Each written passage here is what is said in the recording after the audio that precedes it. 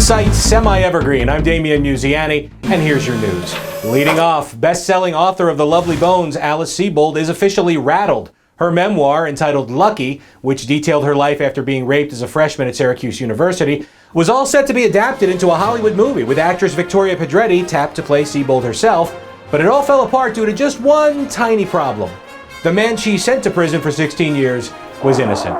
In 1982, Anthony Broadwater was convicted for Sebold's rape and since his release has had to live with a virtual scarlet R on his chest, carrying the stigma and isolation of being a registered sex offender and felon for the last 2 decades.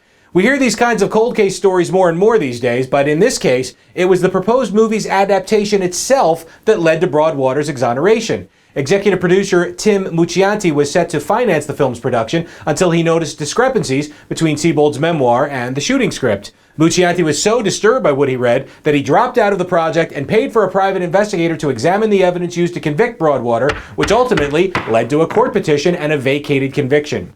Sebold issued an apology that hopefully was not crafted by a PR firm. I mean, she is a writer, after all. And let's not discount that somebody sexually assaulted her and scarred her for life. But she did sell An Innocent Man Down the River and then sold 1 million copies of her book about it. Lucky has now been pulled from publication by its distributor since, it's suddenly full of lies. In our opinion, Broadwater is due some lucky and lovely cash ASAP. Who's not lucky or lovely? CNN.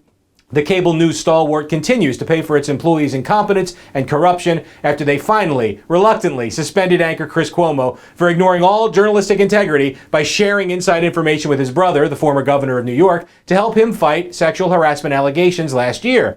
What is interesting is that CNN boss Jeff Zucker waited until incriminating text messages were made public by the New York Attorney General's office before taking action.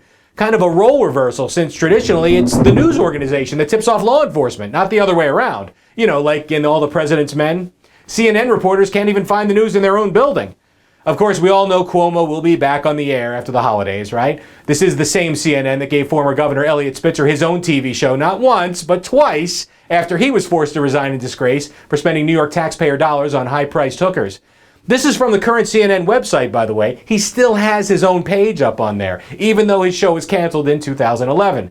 And Zucker certainly believes in giving second chances, evidenced earlier this year when legal analyst Jeffrey Toobin was forgiven for giving his colleagues a free joystick tutorial on Zoom. Talk about a staph infection. All that's missing is Jeff Zucker's memoir. Maybe Alice Sebold can ghostwrite it. Here's the title: Zucky, One Man's War Against Journalism. And that's your news. Please like and subscribe, and I'll see you next week with Fresh Hindsight.